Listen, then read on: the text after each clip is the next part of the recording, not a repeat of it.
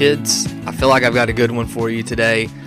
We are continuing our countdown, our top 5 from 2024, and today we are on number 3. Today's book is by my favorite author. His name is John Ehle. Ehle is from North Carolina. He's written a lot of books about Appalachia, and this is the first story that's in his mountain novel series. It's a set of 7 novels that span over the life and generations of 2 families. You've got the Wrights and the Plovers. What I'm most excited about today is that one of my good friends, Jason Crockett, is going to be joining me and talking about the land breakers and how awesome it is. There's just something special about Appalachia. There's something special about literature set in Appalachia, especially by those who have lived there and understand the people. Ehle is a master of dialogue, and he's also a master of making this setting of Appalachia stand out. It's so authentic, especially to those of us who live in this area. That's something that we're going to talk about in our podcast. Just a quick disclaimer, this was recorded in my classroom with different microphones, so the audio might sound a little different. Also, because it's in my classroom, my oldest daughter, was there present, so you might hear some doors closing in the background and things like that, but glad to have that on here. Glad we got that documented. So, without waiting any longer, number 3 for 2024 is The Land Breakers by John Ehle.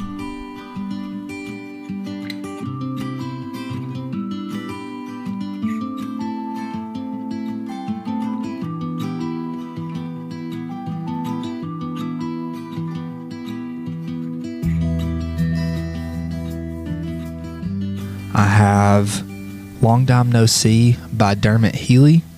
And then that was number 5. And then number 4 was Say Nothing, which is a nonfiction book. And then I have The Land Breakers.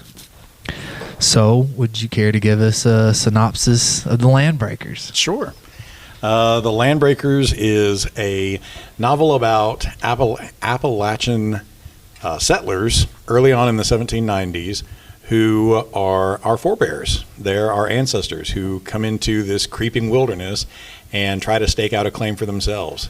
And it starts with a Scotch-Irish immigrant, Mooney Wright, and his wife, Amy, who sadly dies early on in the book and leaves him alone only to face the new incomers who own far more of the territory, Tinkler Harrison and his brood. And then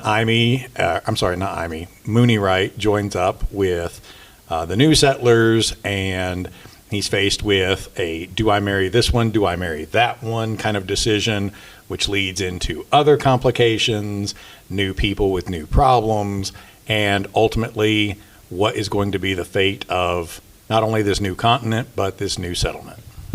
Perfect. I love this book, but I know that I've told you John Ehle is my favorite author.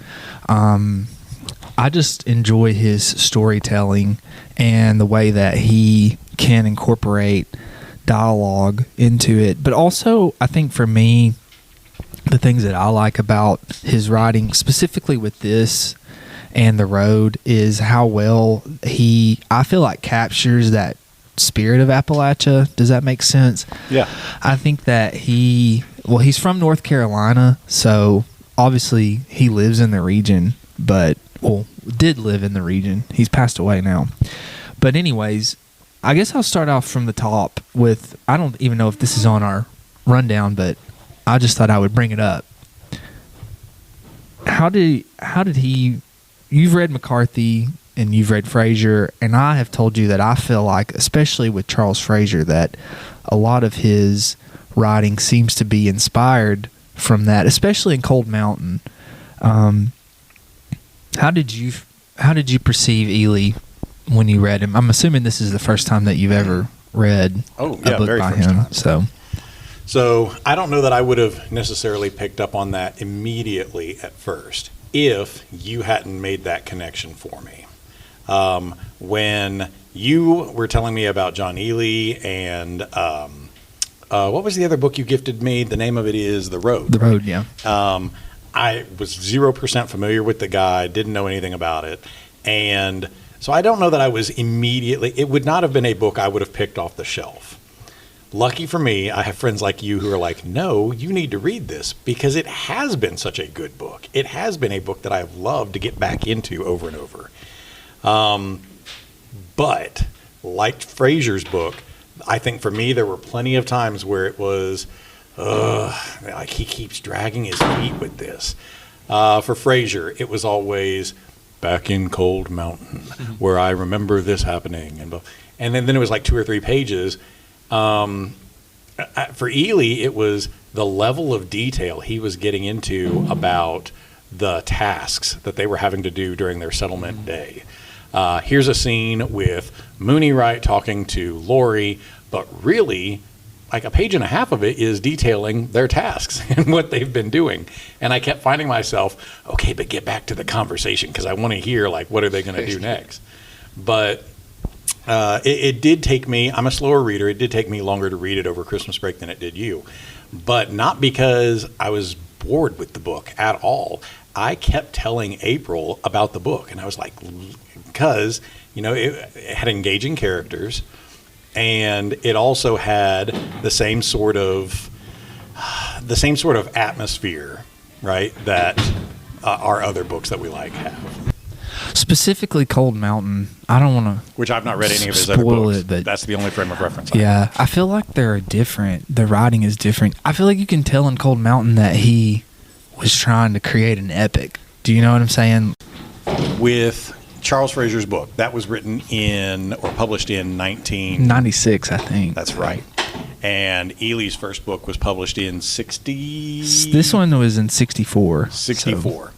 So what we should have done, if we had been better content creators, would have been to research, did Fraser, intentionally read, study, pattern, did he ever meet John Ehle? If we didn't have, families and careers and stuff, we might have gumshoed it and figured out if he did.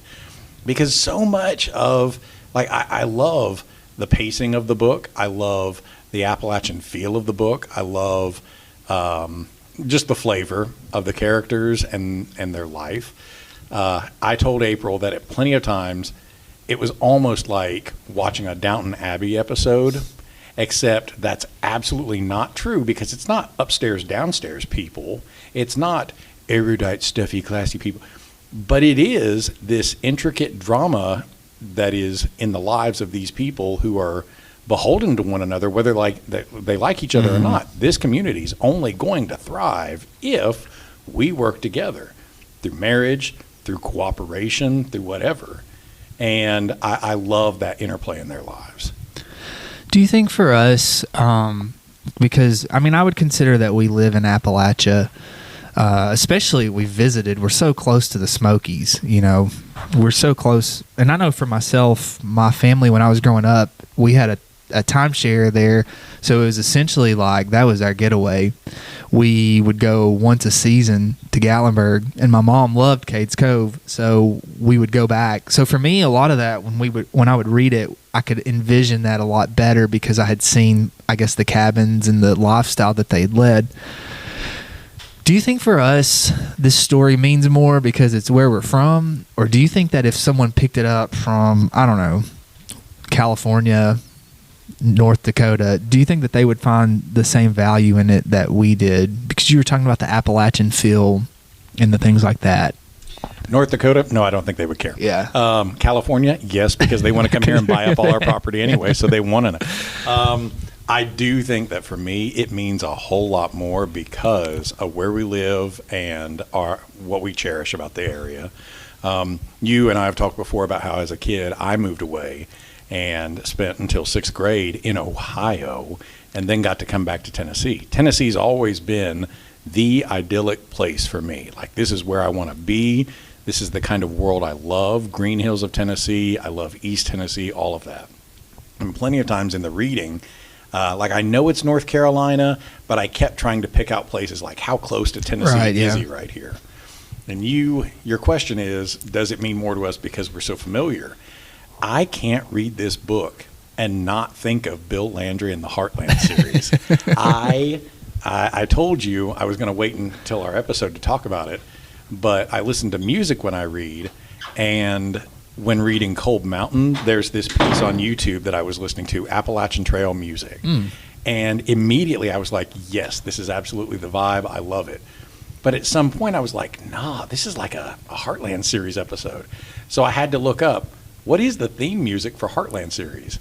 It is an ancient Celtic tune called, I'm going to mispronounce this, He-Man-Do or something like that. Oh, wow, okay. And I found it on YouTube, and I've listened to it for like hours awesome. While reading this. And it is the perfect tone for their life. I feel like that's awesome. Well, also with him being Irish, and that fits in with that too. But that so much of that culture comes from that, you know. So how many of us are Scotch Irish? My mom's side of the family, they're McBrooms, so right. 100%. You know where that came from, you know. And Crockett's are only in this country because of a brother. 3 brothers went from France, and ours came from that area. I didn't think that Crockett's were real. Oh, no, they're not fantasy creatures like Davy Crockett. We talked, well, we're kind of spoiling the show here, but in a couple episodes we talk about our book of the year, which is, I can't say that because it's going to be a spoiler, but we talked about old places and ghosts. I feel like when I go into the Smokies and when you hike back in there, that place feels old when you go back there. The Smoky Mountains are older than the Rocky Mountains. And I remember reading this somewhere, so kids, you're going to have to fact check your dad and all of that. But I'm pretty sure the Smoky Mountains are older than dinosaurs. The Smoky Mountains are older than trees, because trees didn't really develop until a certain point in the timeline. And the Smoky Mountains existed as a mountain range before that. So they are old, old, old. I think what I was trying to get at was, do you feel like, you were talking about epics, and not that this is necessarily an epic, but do you feel like that there is a connection for us because we know this is kind of like the birthing place for our ancestors? In a sense, everyone had to come over Appalachia to get to where we're at, and we're so close to it that we can go there. I wonder when we read it as people who live here and grew up here, and like we've been saying, go to the Smoky Mountains and go to Appalachia and the Blue Ridge in Virginia and all of that. Do you think that is there like a connection to our roots that just makes it, I guess endearing is the word to me, because that's how I felt when I read it, was these are our people. We don't know exactly how our people lived, but this gives us a glimpse into that lifestyle. So do you think that, I guess there are ghosts attached to that, and we feel those ghosts when we go visit places like Cades Cove, or I would say Elkmont, but that was like the 30s. I didn't think about it in that way until you just now talk about it, but the way you perceive this book 100% sells me on it. When you first gifted it to me and said that this is our people, that you hit a secret chord in Jason Crockett. Like, there's something about me yearning for my reconnection with my Tennessee family, my Tennessee hills, and our people. That's what I'm very sentimental about. And so reading this book, even though I'm not related to any of these people or the fantastic imaginary creature Davy Crockett, but it is. And I feel a similar way when I go visit the Smokies, and you do walk around Cades Cove and you think about the houses that used to be here, the communities that used to be here. You'll be driving through and see like old abandoned cabins and think about the people and the families that used to live there, that there is so much human history in the area too. And we live literally right on the doorstep of it. If you were an Ohioan and you were like biggest Ohio State fan and all you cared about was flat Ohio and farming and everything, would you care about this book? Having no North Carolina Appalachian connections, would Drew Haston, an Ohioan, care about this book?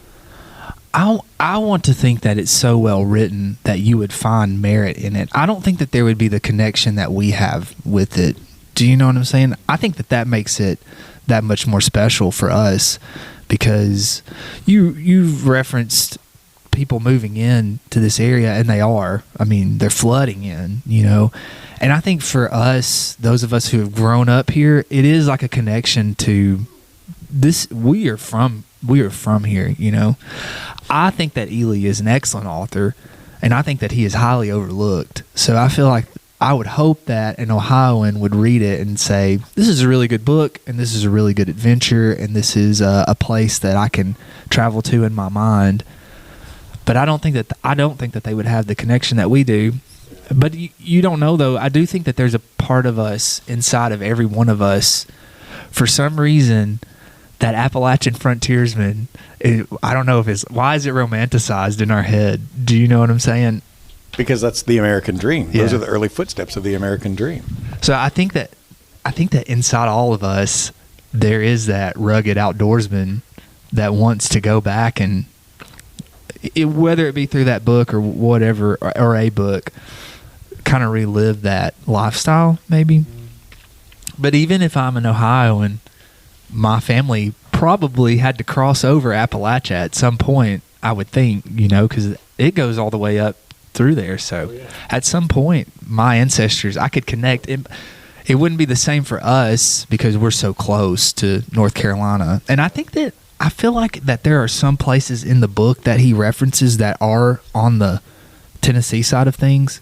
I would have to remember, because I was like you, when I would read some things, I wanted to go see, are these actual places, And I want to think that there was something that he mentioned that was on the Tennessee side of the Smokies. So I think you're right. I think it's when Lacey Pollard was talking toward the end of the book, and he was talking about territory that he had toward the Cumberland.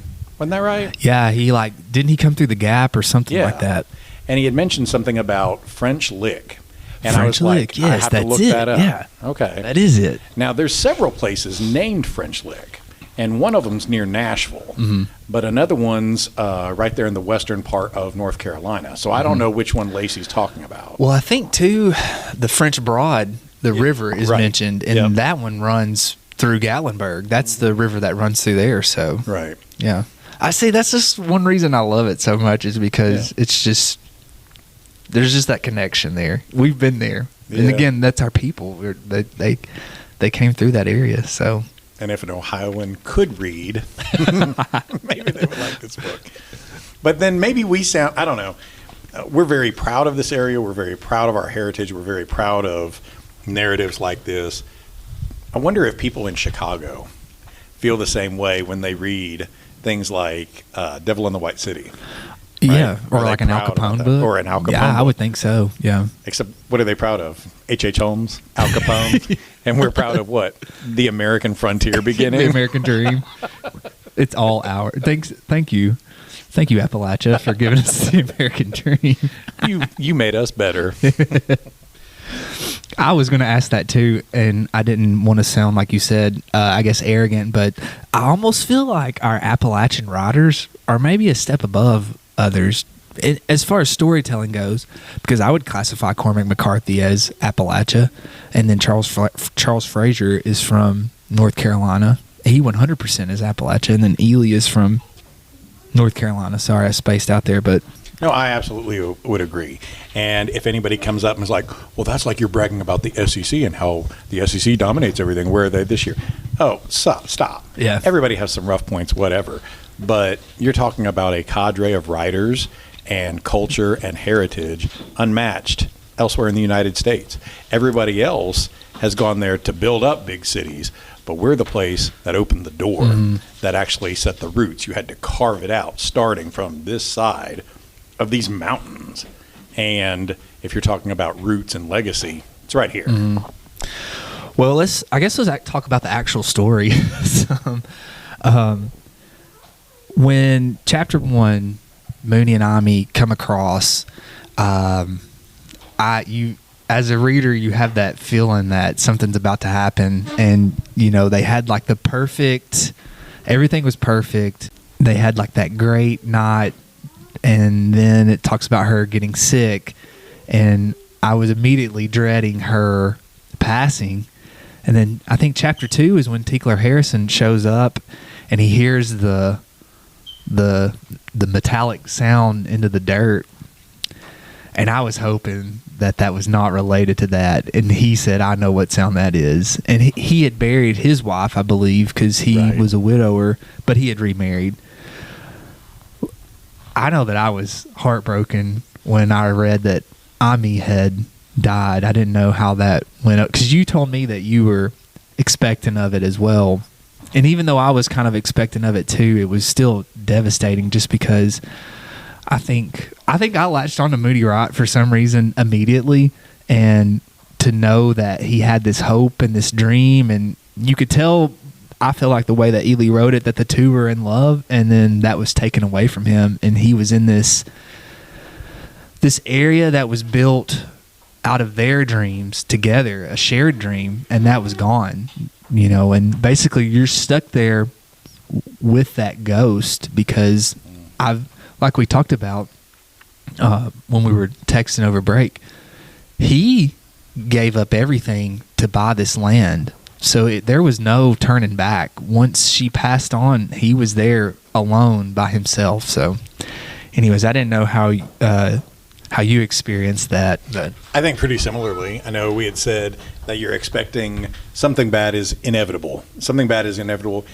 If the structure of storytelling is you begin a TV episode on the upswing, then it's going to end on the downswing, and vice versa. If we begin with challenge, then you end with victory, kind of thing. Well, chapter 1 is them walking into the idyllic place, and here's this virtual Garden of Eden, and you have Adam and Eve carving everything out. All we're waiting for is sin, death, something bad to happen. And I knew you could set a timer. It was going to be one of them. And the only reason I knew it was going to be Amy is because I'd read your inscription in the book. Excuse me. And I knew you loved Mooney so much. He had to be a character that lived. Yeah. So she was doomed. Which I don't know if you were putting it in the metaphor, would I have picked Adam or Eve to be the one that's but Eve in this case is doomed. I felt bad. Absolutely bad for Mooney, because he's going through that whole dark night of the soul through that winter, and you're completely abandoned and you have nothing, and the only goodness that you loved about your life is buried, and he can't abandon the place because he's so invested there, but he also can't abandon the place because he's buried there now. Like I've put her in the ground, I can't leave her. So I did feel bad for him in that regard, but I was also mystified by that bear. Like, what is this giant bear that looked upon them, and then the next day she's dying?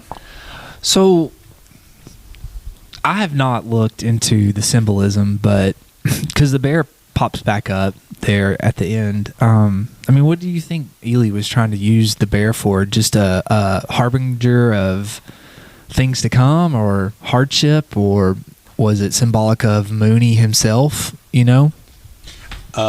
Yes. I'm going to say yes and yes to all of that. If a kid in class ever is like, well, is this supposed to be a symbol? Yes. Of what? Well, you really have to just play with it for yourself. And I like that you're so open-ended with all the possibilities to it. It's not a black bear, right? It's a brown bear. I think so, yeah. And it was larger than in the black bears that they'd seen.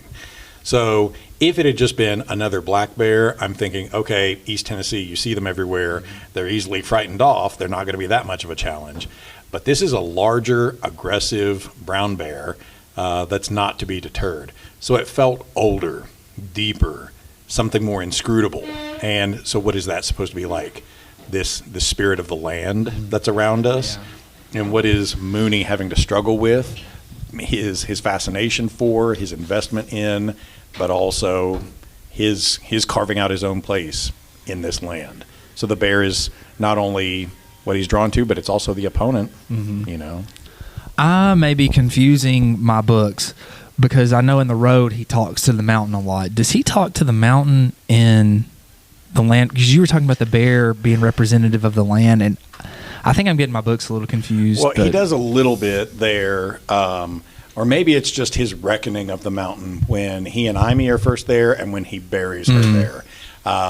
Beyond that, I don't know that Mooney really reckons much with the mountain. Okay, because in the road, Weatherby is Mooney's grandson, and Weatherby very much because they're drilling through the mountain. He very much talks to the mountain, and he calls her the old lady, and he says, "I'm at war with you," or if something goes wrong, he says the old lady is not letting us do this, and all of these things. So I couldn't remember if I couldn't remember if Mooney had done that also, if that was like I guess a trope of Ehle's, but what it reminds me of, Courtney just had me read this book called Old Country or Dark Country 1 about a couple who moves out west, and they find the perfect territory, just like Mooney and Amy, and only come to find out that it's haunted.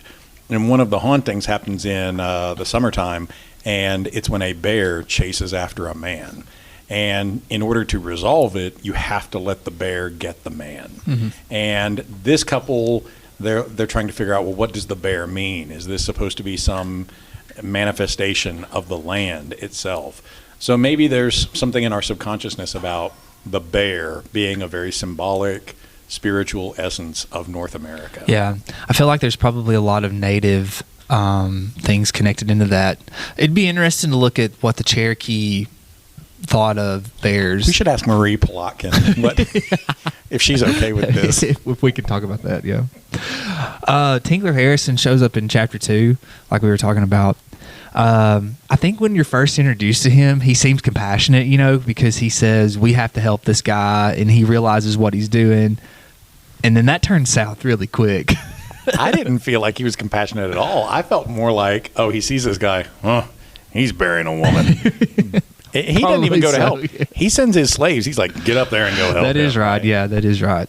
I feel like that Ehle was trying to allude to something with the marriage between him and Belle Plover, because she was, I think, I may be wrong, it's been a year since I've read this. Was she 17 or somewhere around that area? Very young. And I think he was in his mid-50s or something. Tinkler?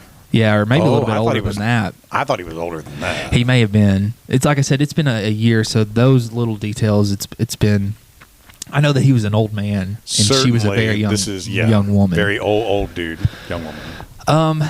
I just thought it was interesting how her character was presented as just very submissive almost, and very hidden. She was very hidden. She was always in the house or always hidden in the wagon, and I think if I remember correctly, when we're first introduced to her, she's in the covered wagon and she kind of peeks out from behind the thing. So I didn't know what you thought about that character, if you thought that the author was trying to allude to anything or like comment on something. What do you think he's alluding to? I don't know. To me, these are things that I tell my students is, if things like this, which if things like this continue to pop up, there's a reason behind that. And I think sometimes for me, I notice those things, but I don't know what the connection is, because he's always having her hidden, and the family comes along with them, because I think that Mina talks about how that's kind of destroyed her relationship with her sister. Not just the marriage, but the fact that she just remains away from everyone. It seems like Belle slowly transforms into like another aspect of Tinkler, because at the beginning, if I'm remembering correctly, she kind of disagrees with some of the things that Tinkler does, but there towards the end, she seems to be more on his side of things, if I remember correct. On his side, how? What scene am I trying to think of? It's towards the end. I really can't remember what it was, but I just remember it was either Lori or Mina. One went to her about something with Tinkler, and she was on his side on the issue, and it was kind of a little bit of a surprise because they had approached her thinking that she might be able to turn him. I don't remember what that was. Why do I think it had something to do with Lori's cabin? I don't know. I don't think it would have been about that. The only thing I'm thinking of is maybe it's trying to get him to agree to go on this this livestock drive, because that may be it. He disagrees with it at first. Yeah. Belle is such an absent person. One of the AP prompts that we go over in my class is the significance of an absent or almost absent character, like the ghost of Hamlet's father. He's barely in the play, but, huge impact. Belle, you're right, is barely in the beginning. We know she's in that wagon. She peeks out from the side. We know she's in the house. We know that he's very possessive of her, but you hardly see her. I don't feel like she's a very impactful character upon the lives of others. My take was she's an image of what Tinkler Harrison wants out of people. And if he gets his way, this is what he would do with everyone. This is what he would do with everything he owned. When Lori's husband originally left Virginia, what did he do but eventually buy up stuff that belonged to them? And then when he's getting ready to leave, he insists that she go. She capitulates, and he says, well, how much are you going to pay me to take your stuff? Right? It's like, you are the worst human being. And so if you play into his hands, he just wants to own you. He wants you in his pocket. Yeah. But you don't get to be like an actual... We also talk in my class about is the character depicted in, like, for example, this book, is the character depicted in a racist way?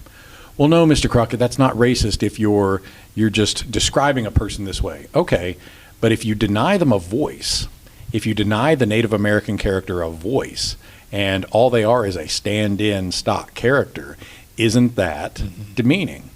Well, it's not racist or anything in Belle's case, but why deny her a voice? Why deny her a role?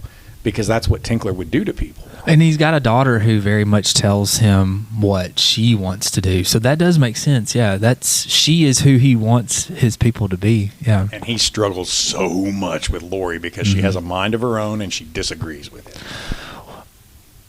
I think that Tinkler is definitely one of these characters who wants his cake and eats it too, right? Because speaking of Lori, when Lacey leaves her, or doesn't leave her but goes on his journey, Tinkler talks her into, he's dead. He's dead. You know he's dead, right? And then he burns the letter. I was mad at Lacey because it's like, well, dude, you ditched your family. Right, yeah. And you were gone. Like, you forfeited all of that. Only to come on that chapter to find out Tinkler Harrison got a letter from him saying, hey, I found property. Should I send for you? You come? And he's like, she'll thank me later for burning this. Yeah. You dirtbag. But then when Lacey shows back up, he's very much like, hey, why don't you two get back together? I don't like this Mooney guy. You guys need to get back together. And that obviously caused problems, but I feel like that was one of the few things. Well, she was kind of coerced into that, now bringing that up, because I was going to say, I know that Lori eventually consented to going along on the journey, but she very much wanted to stay at their land, and she really had no choice with it. Yeah. She was at that point, I think, thinking about what's best for her, what's best for her boys. And so going on this trip, because she has no other outlet. You think of like women in some of these Shakespeare plays, if Hamlet's mother is getting remarried to Claudius so quickly, we're going to judge her. Okay, but what role does she have if her husband's dead and in this society the woman on her own has no other agency? Lori has to go with it. Why? Okay, we've already talked about this, but we'll bring it back up because we said Mina or Lori. Why do you think? Because I was pulling for Mina myself. Why do you think that we both gravitated towards that way? Because she's young and vivacious, and she's pretty, and I think that's the instant attraction. And if you were to put probably any man in a room with somebody who may be super attractive, young, all of that, and somebody who's a little bit older, not ugly at all, but a little bit older, a little bit calmer, who is he first going to be drawn toward? The male is probably going to first be drawn toward the young, attractive one. But who's better for him? Not that Perlamina. Not her at all. I think that talking about this, you realize how much of a foil Mooney and Tinkler are, because he very much chose the woman based off of what was most like efficient, I guess, for him, because he knew I need this and I need that and I need this. And I feel like he said at some point, I don't want to raise another wife. Like, do you know what I'm saying? Because he goes through the thought process of why I picked this one, or why I'm picking this one. It was almost like the she loves me not type thing. So yeah, they're very much he very much shows her off of how best it would just make his life easier to an extent. I had to write a quote down from that because it was on page 70. I said, he is a selfish dude because Lori's sons would be an advantage over Mina. Mm-hmm. Well, she's got these boys. I can train them up. They'll help me out on this. That's what you're liking about her? But yeah. What about that slap? I got that. And that was the next one that I had written down here too, page 77. I do not like his hush woman attitude. And you and I had talked. I mean, I'm the child of divorced parents. I've had a stepdad in my life, and I've very much been in fate's position where this new guy walks in and my mom may see him as, this is a good opportunity, but you're not my dad, man. You're not my dad. You're in here eating our food, and then you're just packing up our house and telling me to hop too. And for him to slap the boy and Lori to just stand there. Like, I don't think she's a bad parent. I think this is a really awkward, crucial moment in who they're going to be as a frontier family that has nothing else. It's a completely different dynamic because it's a completely different society and a social circumstance. Yeah. You have to be reliant upon one another or else we die out here. Well, he was very much setting the order of, I am in charge. You are with me, and I am in charge, and you are not. He very much made that clear later that night, too. Talking about this reminds me of when I was reading that scene. I wonder if the oldest son was kind of in the same mindset as me, because when he was like, hey, go throw your stuff out there in that kettle, I was kind of like, what's going on right now? Do you know what I mean? Why is he telling them to do that? And so I'm sure that for those characters, if they were real, there was that stunned moment of, are we packing our stuff up? Right. Because there was never a moment of, will you marry me? Will you move in with me? He was just here for dinner. That's as far. I didn't realize that. Yeah. But even though I thought it was interesting that Lori knew why he was there, I think the book says somewhere she knows why he's at her door. And so she tried to make the best meal she possibly could. And I think that's interesting too. We were talking about how he picked her for his life purposes. I think Lori was trying to appeal to that because she would cook food for him and bring him things to eat, and Mina was, I guess, trying to show that I'm the young fun one and things like that. So it's just interesting, I think. Maybe so they always say that people, opposites attract, but also people tend to gravitate toward like-minded people, and maybe couples are more alike. Successful couples are probably more alike in a lot of ways, but he and Amy worked together really well, and he and Lori worked together really well. Mina was never not at that stage in her life. She's so independent. Yeah, she's so independent. Lori is an independent person too. I think we were talking about her with her relationship and Tinkler, but Mina is like the wildcat. She's very much her own wild spirit and does things her way. Even when she's having her relationship with the German son. Oh, yeah. And then, if I remember correctly, it seems like when Lacey showed up, it was kind of like I'll just marry him, you know? So yeah. Even thinking about walking off with him. Yeah. I think with Mooney, that scene, when that happened, I was like you too, where for me, I was already attached to Mooney, but when that happened, probably because of the society that we live in now, I very much was like, I don't know if this is the character that I thought he was. But you were talking about how he would sit at Amy's grave and knew that he was there and would say things out loud. And not that it made that moment better, the slap moment, but I did think that it made Mooney's character, I guess, more relatable, because I think that as dads, we do things to discipline our kids that sometimes we regret, you know? And I think that we want our kids to know this is not indicative of my feelings towards you. I do think that Mooney preferred the younger son. Oh, 100%. Yeah, I do think that. But I do think that he was trying to let the oldest know that I still care about you as the father that I'm having to step in and be. So for me, it made Mooney's character a lot more likable. I don't know how you felt about those moments, but I would not have used a lot, but it does make him more likable. Yeah. With Fate hiding in the background, having followed him up there, why was Fate even following him? Unless Fate somehow feels drawn to the guy. Yeah.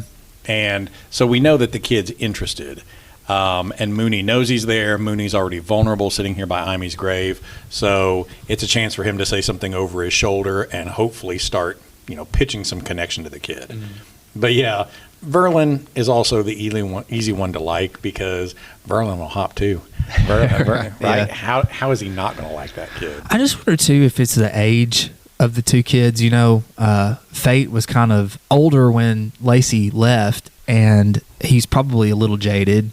And the youngest one is probably like, oh, here's a dad I can attach myself to. And Mooney, I feel like, is in a way almost that ideal man at that time because Ehle describes him as being very, very large, very large guy. Yeah, he's very capable. Hardworking. Yeah, he's worked hard. He's Driven. created his own stuff. Yeah.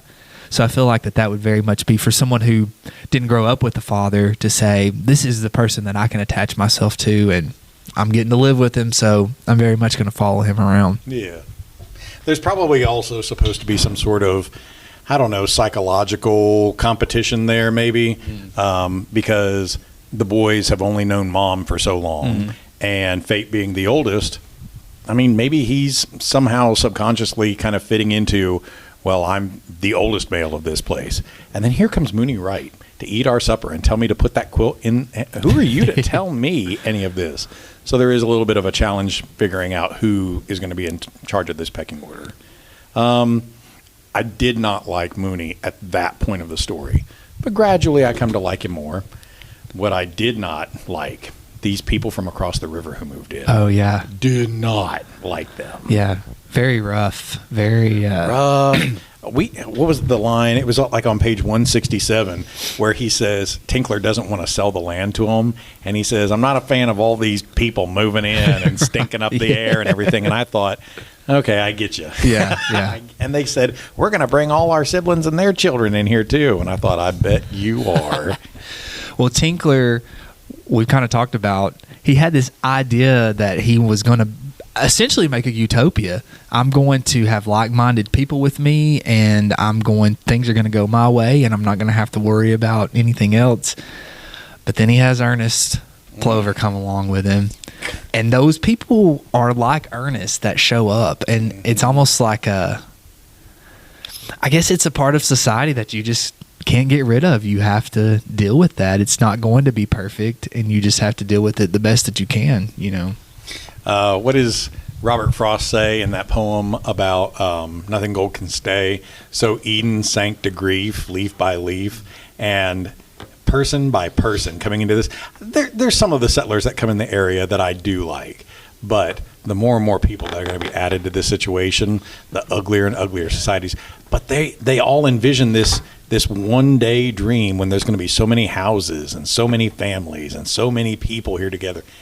I felt so crowded and smothered by their dream. Yeah. And when you look at the people across the river, that's them. It's just going to be more of that. I expected Charlie Turpin to be a lot more trouble. Yes, yeah. So for me, the person that I casted for him was Charlie Hunnam. Ooh, that's so good. Yeah. Because I thought he kind of reminded me of this outlaw Jax Teller type, and I was like I thought that this person is where the problems will come from. That's exactly what I And it really didn't end up doing that. Nope. And if I remember correctly, Charlie ends up kind of helping him out, doesn't he? Yeah. So I'll tell you, though, I was trying to think about parts of the book that I remember the most. Talking about people moving in, the people who moved into the cabin on the cliff and the rattlesnakes were in the That was so I awful. have told That's April, so awful. I said, there's whole stretches of this where it's like so much of the task and all of this, but there's parts where Ehle just slaps you right off the page. And I really liked that couple and their interaction and finding out they're going to have a baby. And then that night, the swarm of snakes, I was flabbergasted. Was very much, mirroring Mooney and Ami showing up, because you think this is perfect. They're starting a new life. This is their dream. Same thing. And then the rattlesnakes. That was awful. I hated that it, in a way, almost felt anticlimactic, because he dies and she kind of goes cuckoo and family has to come get her. They were only in there for so short a time and then they're gone. Yeah. So maybe they're supposed to be an emblem of the kind of people who couldn't cut it, or how sometimes nature selects some to stay and some to not stay. I don't know. Maybe it's just the rawness of that land, but also our dreams, maybe. We all have these large dreams that we have or we create, and we pursue them. I thought it was such a clever idea that he left a hole in the planks in the floor to just sweep. I was like, dude, that is so smart. I thought that too. Only that's where all the copperheads came up through. I thought the same thing too. I didn't think anything about it. Never would have imagined. Yeah, because I was kind of thinking maybe I should put a hole like that in my floor so I could just sweep. But then it hit me, how many times had Lori said, well, you got to shake out of bed before you go at night. You got to shake the snakes out. Like there were 2 or 3 times it had said it, and then that scene, there's nothing but snakes on the floor, and it's in their bed. Scenes like that remind me a lot of, we've talked about how these were our people. It reminds me a lot of how rough the land used to be. We go to the Smokies and we look at all this outstretched land and we think about the dangers and stuff that might be out there as far as wildlife goes. But I've got a Cades Cove history book, and it talks about people settling in there, and there were wolves in the area at the time, and it says that the wolves started leaving when they heard the first anvil hit. That's kind of like the saying that they use. But we've seen a couple rattlesnakes in the last few years, but not like a whole den. I'm so grateful. I, knock on wood, have not seen snakes in my yard, except for like the small garter snakes or this really gorgeous jade snake. But otherwise, no, I've not seen copperheads or anything like that. I would be terrified to see any of those in my yard. I went hiking at Virgin Falls a while back, and holy cow, put my hand right next to a rattlesnake coiled up. That could, and you're looking at it and it's like, that could have been death right there. Yeah. But for them, they're just in the floorboards. They're just, you got to shake out the bed at night. Because death really is right around on them. Okay, I will tell you another part of the book that I remember really vividly was when he goes to kill that hog. Do you remember that? And he splits it with the axe. I just was, because I never had thought about how do you kill the hog. Do you know what I'm saying? I didn't. I just assumed that they would shoot it, but you would think that the ammunition and stuff would be valuable. And he literally took the barn apart and straddled it and split the head open with it. I don't know. He clocks it right in the middle of the forehead, right? Yeah. I don't know why that stood out to me so much, but that was a scene that... Because it's brutal. It is very brutal, I'm not judging and saying he shouldn't. I'm just saying it's a very blunt, brute thing to do. Yeah. I do think that it's brutal on purpose, because I do think that... And maybe that's what the purpose of these people's death were, the people who moved into the cabin with the snakes. I think Ehle wants us to know that this was a rough life. This was not... We were talking about it being romanticized, I think that he very much wants us to see it as this was a rough life, and this was a rough road that these people had to cut out for themselves. And I don't know that I could do something like that. But yeah, I think so often we probably in our movies and stuff like that, you're right, we do romanticize the whole pioneer experience, and sure, it is wonderful, but our history books do tell us about, so many people would come over from England to the new colonies, and how many of them survived. Mm-hmm. And I saw a chart a while back too about the first Jamestown Pilgrims, and of those families that came over, they grayed out the silhouettes of the ones who were not there a year later.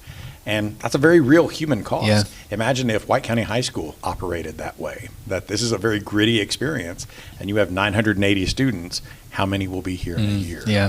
Or whatever. Well, we talked about, or we will talk about in our Project Hail Mary podcast, how I know that I said that I like to see the consequence or the weight of the decision, the consequence of the decision. And while I didn't want Ami to die, the realistic thing is, I mean, when you go to these graves in this area, how many small children do you see? You know, how many newborns do you see, or 3-year-olds, or however many? And so I feel like as an author, it'd be really easy to say, oh, they lived happily ever after, you know, but that's the life that they had chosen. And unfortunately it didn't work out for them. The same thing with the rattlesnake family, you know.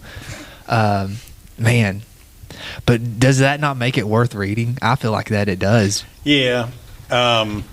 Is it okay to bring up the livestock drive? Sure, yeah. Because that also, like, the rattlesnakes in the house, I mean, utterly grabbed me.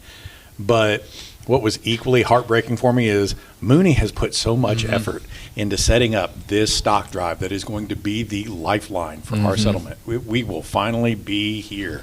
And it takes no time at all for it to fall apart. And I thought, okay, they've got a setback, but they're going to make it. No, everything's gone.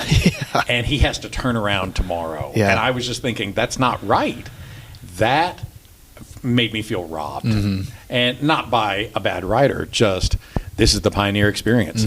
You set all your hopes up, but you know what? Sometimes the best laid plans of mice and men, there it goes. Yeah. Well, I think things have gone so hard for them. You know, Ami dies. He meets Mina Plover, but he also has to make that decision. Not that that was a tough decision, but I'm sure if Mooney was living in this day and age, Mina probably would have been his choice. Do you know what I'm saying? But he had to choose the one to help make that life somewhat easier. And I think it worked out for them. And I'm not saying that I don't like that relationship. I do like the relationship of Lori and Mooney. But then they had to have that adjustment, and then the family moves in, and then the Germans move in, and that was kind of an up and down type thing. And then the people across the river move in, and you had that threat of, is this a powder keg that we've let into our community?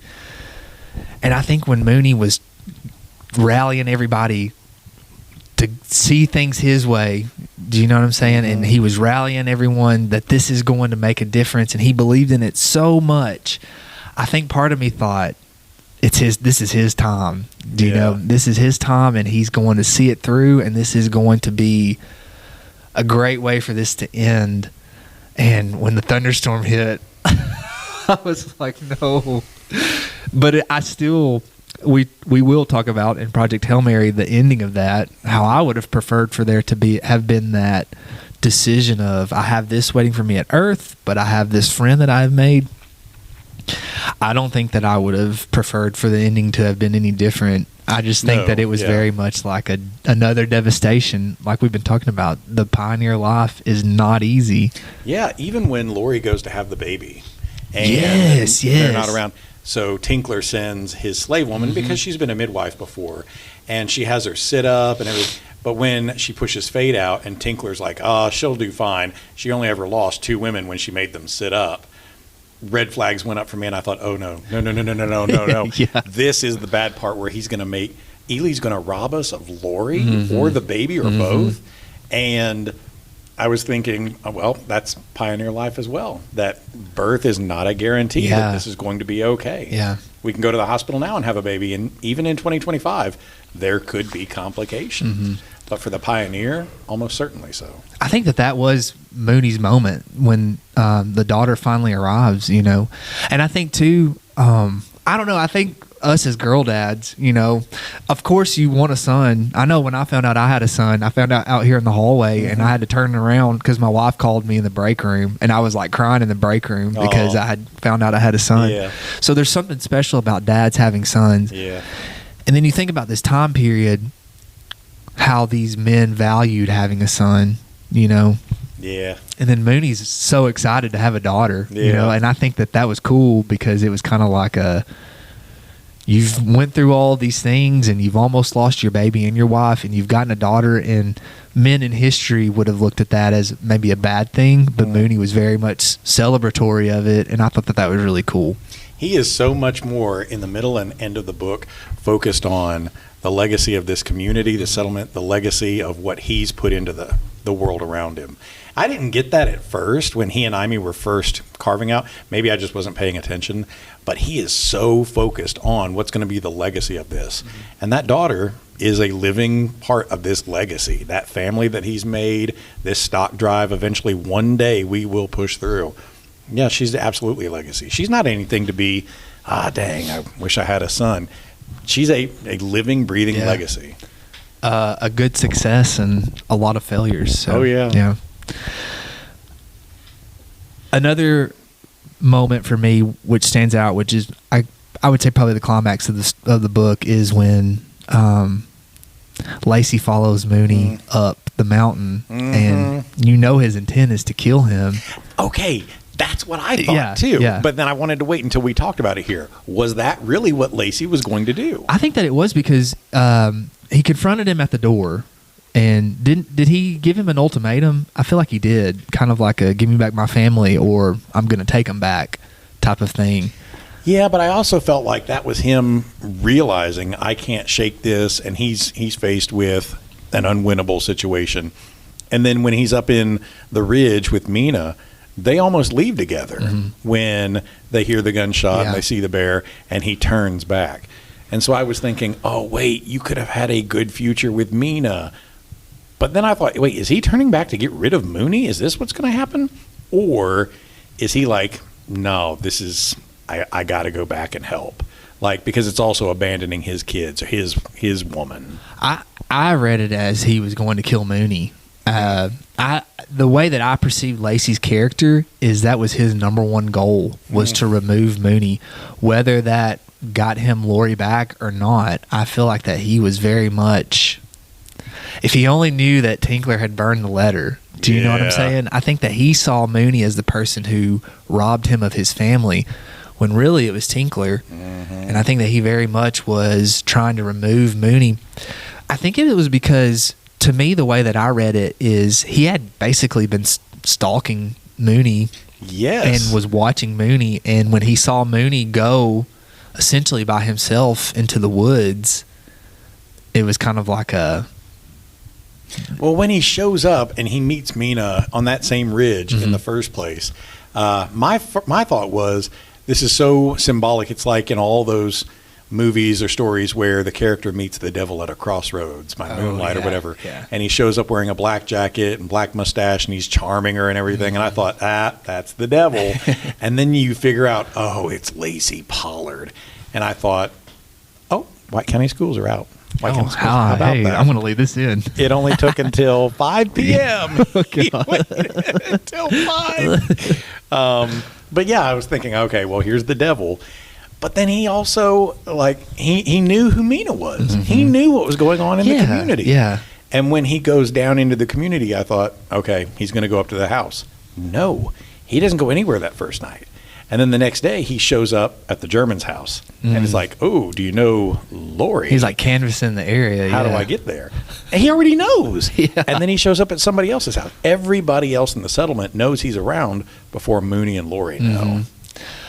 I thought that Ehle did a good job. I thought that he did a good job of making you think Lacey's coming back, Lacey's not coming back. That's kind of how I perceived it, because there was the moment where, for me, when I read it, that I thought Lacey is dead. No doubt. Lacey is dead. Especially when we've talked about the pioneer life, and he was out, if I believe, towards the Mississippi River. And you're thinking about how Amy and Mooney were almost the first people to settle in Appalachia. Right. And Lacey has gone way farther than that. And I just thought there's no way that he has survived Well, he also fought in a conflict too. Yeah. Mm-hmm. But I didn't want to get the timing wrong. He went up to Kentucky, right? He went up to Kentucky. That's where the Gap comes in, because he went through the Gap into Kentucky, and then he had written her a letter. I've ended up. Was he in West Tennessee? I thought it was somewhere around there. I think so too. I want to think it was in the. It wasn't mentioned in the book, but the way it was described made me think it was like in the Memphis type area. Right. Yeah. And like he characterizes the land as so deep you could sink a plow into it and never find anything. And flat. I think he describes it as flat, which made me think is why it would be which is West not going to be the Cumberland Plateau or anything. Yeah. But I was trying to figure out what's that conflict that he was a part of. It couldn't have been the Revolutionary War. Yeah, I can't remember. Because this is 1791, 2, 3, and he's only been gone 6 years, right? So we're talking about 1780s. So I don't know exactly what it would have been, but something. Yeah. Maybe it was the end of the Revolution. I can't remember. But he was only briefly involved in it. Yeah. Too. But I thought for sure that he was dead. And then when it came out that Tinkler burned the letter, I thought, this guy's coming back for sure. Oh, yeah. And it seemed like that kind of ebbed away, because I started thinking Mooney is focused on building, like you said, this legacy, this farm. There was very much a silent competition between Tinkler and Mooney going on. It was very much a one way of doing things and another way of doing things. And then when Mina's sitting on the cliff and he says, "I know who you are," I was like, I know who you are. You're Lacey Pollard. I knew you were coming back. So but that was a good payoff, I thought. Yeah. I thought the way that he did that was really good. The first night that Mooney and Lori stayed together in their cabin and ended it with something like, and tried creating life, that's when I thought, oh, he's definitely coming back. Because you're technically still a married woman, and here you are shacking up with this guy. You're functionally marrying him, and you're working on making a kid together. There's no way we don't complicate this by bringing Lacey Pollard back. He's coming back somewhere. Well, it seems like around that time when Lori first moved in, the bear showed back up. Yeah, because that's right. They thought, I may be misremembering this, but it seems like that they heard the bear outside, and Lori thought it might have been Lacey, right? That's right. And it turned out it was the bear, and it was getting the hogs and all those things. So.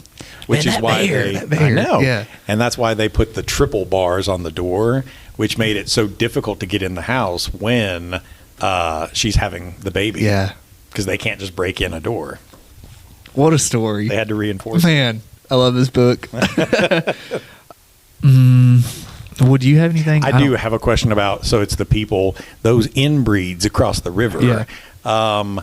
Amos is like the father of the group. Yeah. And Charlie Turpin's like a friend that comes along with it. And so it's the night after she has the baby, and they continue to have that big party. And things get a little out of hand, and toward the end of it, the music's dying down, the whiskey's all been drunk, people are falling asleep. I think it's Perlamina who's leaving and encounters some shadow in the woods, and she's thinking, oh, it was just an animal. But I knew it wasn't just an animal. It was somebody who's coming back, and there was a dead body in the woods. So that was Amos's dead body. And then it comes out a little bit later, his wife Mildred is the one who killed him. I was confused by that, because I thought, okay, somebody has tried like forcing themselves on another woman there. And I thought, Charlie Turpin, because I just have been set up. He's done this kind of thing before, but it's not his dead body, it's Amos's. I was unclear what happened. Did Amos try getting too rough with his own wife, or why did she kill him? Amos was kind of a deadbeat, wasn't he? Oh, yeah.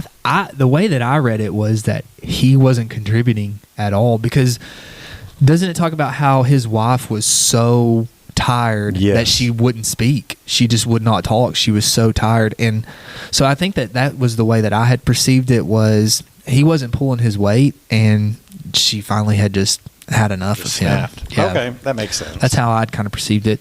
What was the moment that Mooney and Mina had after they had, because there was like a get together across the river, and then because I remember thinking, are they about to cheat? Yeah.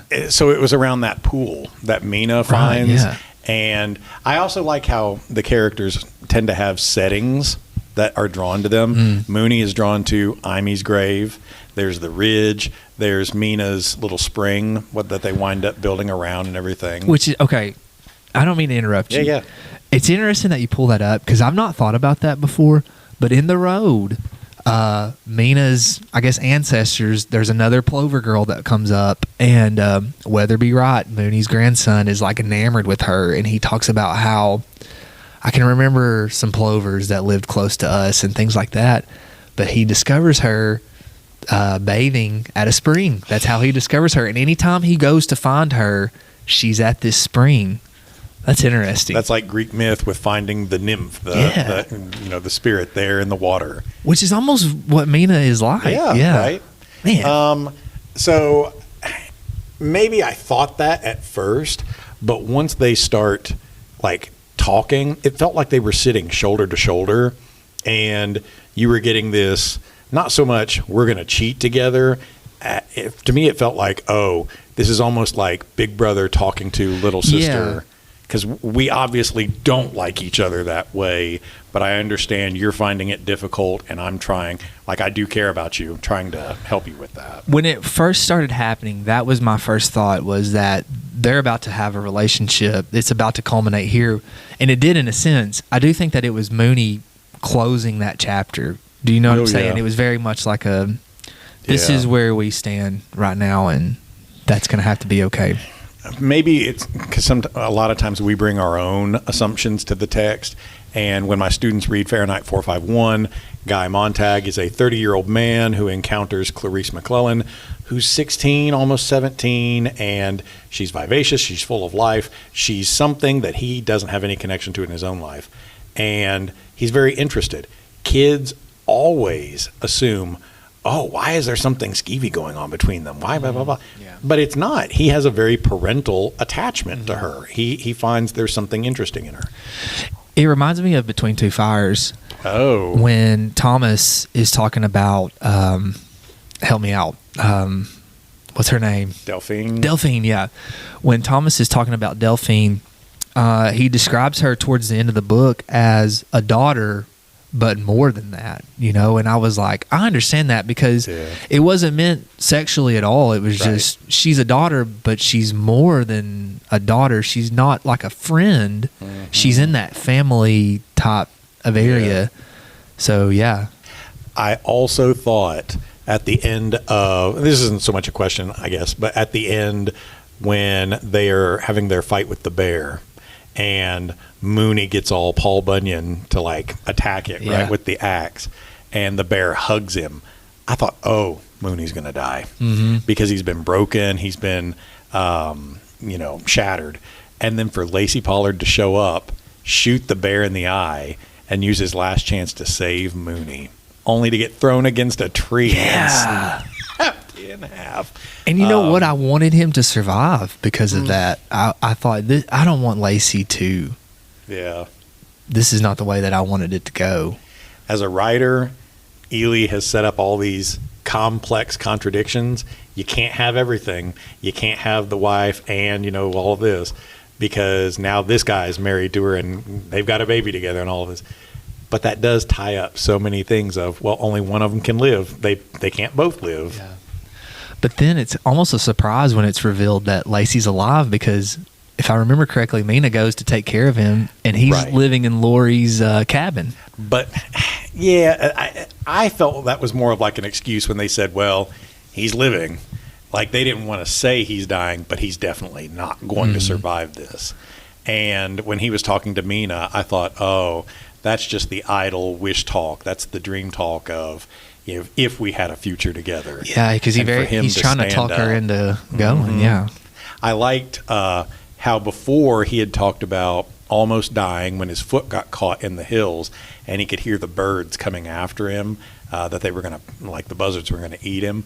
And here at the end, he's like, no, I got to stand up. I got to sit up. Oh, yeah, that's right. And he said that he heard wings of death, like the birds were coming back for him.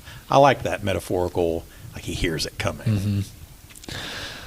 I think I wrote this in the book to you, but I think the biggest thing that I took from the story, especially there towards the end where Tinkler has kind of come to terms with Mooney's not going to leave, and I'm towards the end of my life here, and he offers Mooney all of his house, because it describes how Tinkler's house was like a fancy for that time house. He tried to have the best, and then when you look at Mooney's house, I think Tinkler was the one who was making fun of it because he had built it with green wood and it was bucking, and the floors were, the porch was not correct, because I think if I remember correct, they had a dirt floor. Right. But the logs had kind of bucked, and the roof was kind of bowing, and all of these things. And Mooney's just kind of like, I'll just take what I've got, you know. And it just when I think about that, I know that I've told you, how easy is it for us to sometimes, when things aren't going our way, to say, if I got away, fresh start, or whatever, you know, we could go live here or we could go live there, and things would be different, or things would, I don't know, I guess go easier in our heads. We think that. But then Mooney is like, I built this for better or for worse, and I'm trusting the process that I've taken, and I'm proud of that. I think that that's what I liked about it the most, was Mooney was not ashamed of what he had. You know, that was kind of what I took away from it, was we build these lives, and we work hard, and we put everything we have into things, and we have dreams die, and we have dreams succeed, and then we have dreams go ways that we didn't imagine them to go, you know, because he very much imagined a life with his wife, with kids, and a farm, and he got that, but it wasn't with Amy, you know, and I'm sure that was not on the radar at all. So, I don't know. That was the message I kind of got from it. I thought that was a cool thing, but ultimately, what is it Mooney really wants? He wants to create a thing that lives beyond him and them, and that's what the settlement is. Tinkler Harrison wants to own a thing, and like that's his legacy. It's kind of like Willie Loman. He wants everybody to remember him. He wants to own this. But Mooney Wright wants to create a thing, and that's creating a life. That's creating a family, a community. I guess I knew that when I started this job in fall of 2007, but you don't really know it until you know it. And I know that my first year here was rough in a lot of ways, and I really did not see myself staying here a long, long time. But then here I am 17 years later doing podcasts after school with a guy who was a senior when I started here. And imagine if I had to start over somewhere else. And there's nowhere that's greener, right, than this place. And if I had to start over, I lose reputation. I lose years of relationships. I lose all the roots. Mooney can't just, well, we got to get up and move toward the Cumberland. It's not going to be any better over there. It's really not. This is the place you have to fight for, and you wind up making something out of. Well, I like to, because, you know, Tinkler offered him his land and his home, and it would have been I know that it would have been easy for me if I was Mooney to say, yeah, that's the house that I want. That's the nice house, you know. I just thought it was really cool how Ehle kind of left it at, now I'm proud of what I've got, and I'm proud of what I've done, and it's not perfect, but it's mine. You know, and I think if we all take a second to examine our past, we would all say that, you know, it's not perfect, but it's my past, and I've done all I can to make it the best I can, you know.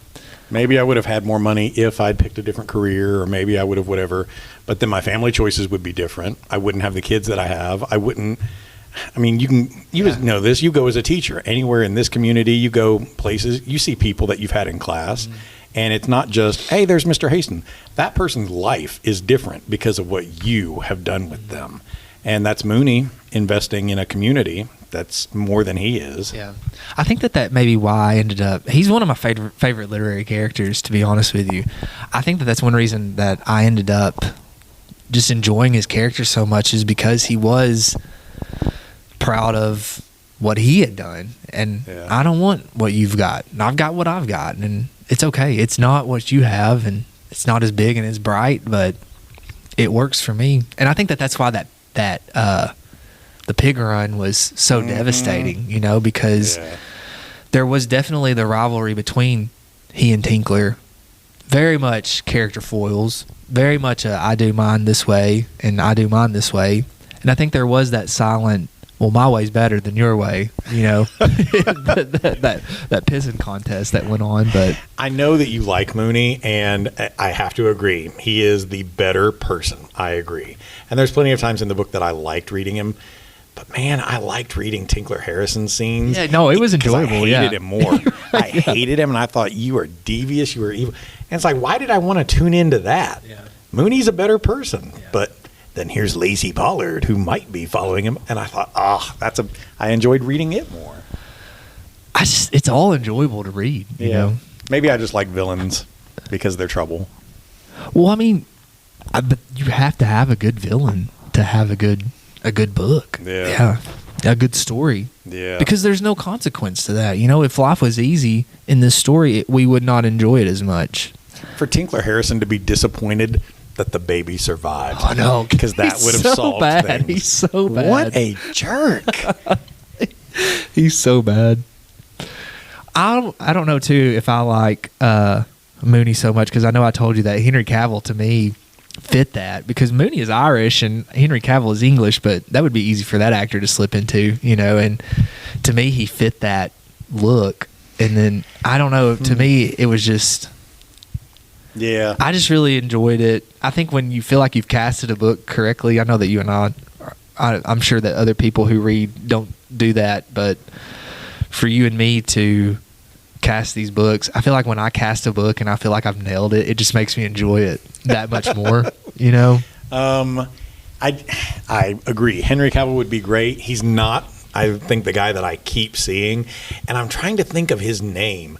So there's a guy in the Star Wars Andor series. Did you watch Andor? I've watched a couple episodes, yes. The guy who ratted Andor out and told where he was, he was the guy that was interested in the girl that Andor kept talking to. Yeah. I remember the scene, but I can't see the actor. So he had an accent and a build and a face that I thought reminded me a lot of Mooney.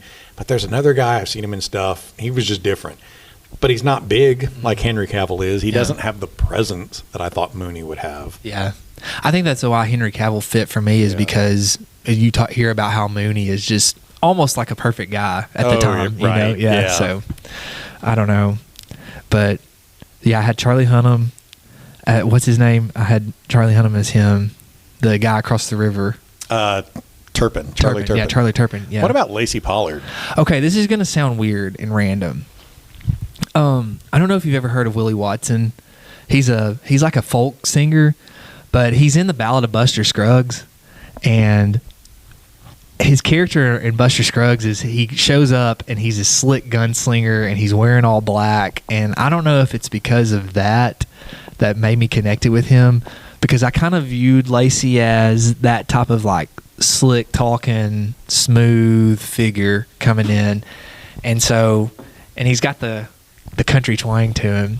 So for me, you brought that movie up. I have to watch it. Oh, it's so good. I don't know it. It's so good. I mean, I know the name, but I haven't seen it. It's almost like if you got a book with short stories in it, Yeah. Man, we're really cooking along here, aren't we? But we had a lot to say about it. Harper Lee wrote, John Ehle's meld of historical fact with ineluctable plot weaving makes The Landbreakers an exciting example of his masterful storytelling. He is our foremost writer of historical fiction.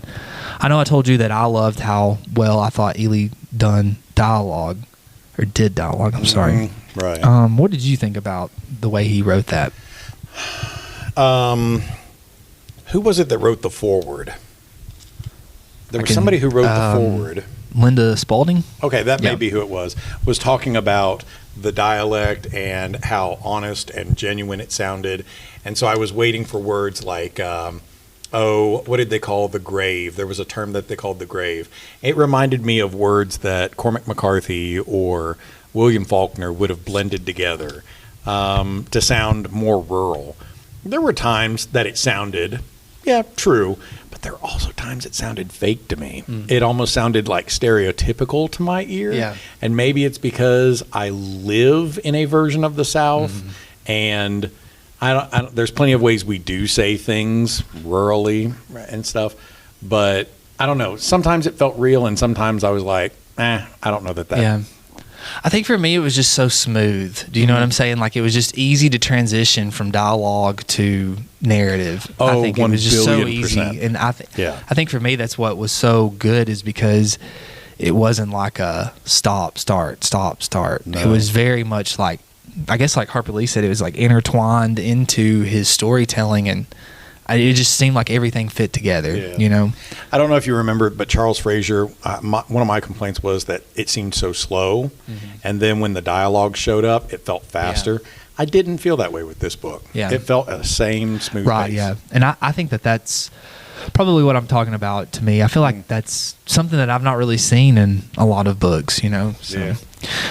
Really quick, the next thing is, it says, I'm not even going to say this guy's name. Michael Ondaatje. Okay. In 2009, Michael Ondaatje wrote of the reissue of The Landbreakers, which is what we have.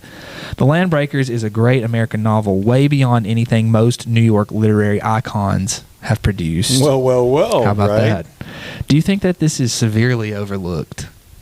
I do now. But then it's like, okay, so let's say that we put this into the hands of university students, high school students along the East Coast, New England, wherever. Is it going to mean as much to them? Like, we can talk about the quality of writing, but is like the power of the narrative going to mean as much to them? Yeah. And maybe that's, I don't know, maybe that's something about the makeup of our society, or what we're more focused on. Are we more focused on arguing about privacy and technology and politics now rather than heritage? And maybe it's like, is it more palatable to read and write about other cultural heritages and not necessarily white Appalachian ones? Yeah. I don't know. Yeah. I think that it's overlooked just because it's like I told you, if I had not have just went with my gut at McKay's, I would have never have known about this. And I just feel like when I was reading his writing, I almost thought it was tragic that a lot of people don't know about this, you know, because it's like we were talking about. To me, there are roots in Frazier's writing to this, and I enjoy Charles Frazier, and I'm glad that he's gotten his notoriety. But I was just thinking, it's kind of tragic that this figure who's written two of my favorite books just seems to be kind of hidden in the shadows, you know. And so it is kind of, I feel like it's overlooked. I feel like that it's as good as anything that I've read, to be honest. I've only read one Ehle book and one Frazier book, but of the two, I'm more interested to read the next Ehle book. Yeah. I'm really not interested to pick up another Charles Frazier book other than this. August King is okay. I would just skip it. I would go to the road. Yeah. I would go to the road. Yeah. Yeah. Because that's number 3 in this series. Yeah. So, okay, really quick. I thought about this. Would this make a good AP book? Because it is fiction, so it would fit into AP Lit, and you're trying to think about works that are going to be socially, culturally, historically significant, 1,000,000%. You're looking for texts that you can focus in on close reads of complex characters, style of writing, voice. Yes, 100%. I think it would be good. Is it one you would ever consider? Yeah. Yeah. I would. I don't think I would give it for summer reading necessarily. Well, maybe I would. Maybe I would give it for summer reading. This does feel like a book I would rather read over the summer and then come to class talking about. Now I'm going to bug you. Yeah. I'm going to say, are you going to sign the Landbreakers? Well, and totally talk to the kids that you have around you this year who might be interested in taking it next year and see what they think about it. Okay. Because the ones that I have talked to really are interested in Indian Killer. Oh. Yeah. And have asked, which, you know, Aubrey's already read it, and she's like, are we going to read that over the summer? So I don't know. But yeah, I think that this would make a great one, especially when having conversations like this. This is where you really make your money in an AP Lit class, because here's where you get to talk about depth of character, style of writing, intent, and that's what you want them to be able to write about. Yeah. All right. 1 to 5 stars. 1 to 5, my gut says 4. 4. I think I'm stingy with the 5. I gave it a 5. Yeah. But I mean, I've told you, this is probably Behind the Road by John Ehle. This is probably my second favorite book. Yeah. But see, for me, Cormac McCarthy's The Road is a solid 5. This is a solid 4. But maybe I'm just really stingy with my 5s. It's okay. You should be. I think what you should about be. Out of, what was your other scale, 20? 1 to 20, yeah. Oh. See, I'm thinking again like 16, 17. Okay. Yeah, I probably got it like in the 18, 19 range. So, Okay. yeah. We're not far off. Yeah, we're then. not. Yeah. So what, like low 5 for you? Because that's 18, 19, man, I right? don't know. I would say a 19. So now you feel Yeah. bad about saying 18. No, because I just think about like what would I find a fault with this book, and I know that there are some, but just off the top of my head, I just enjoy it so much, and it was so much fun to talk about it and to go back through. And you've shown me stuff that I kind of overlooked, and it's just like this book has a lot of depth to it. Yeah. And man, it was just a good read. I know a fault. I want to read more about Tinkler Harrison. I want to get more wickedness Fan from fiction. him. Right? All right. Well, until next time. Good episode. This is good Yeah, content. that was a good one. Yeah.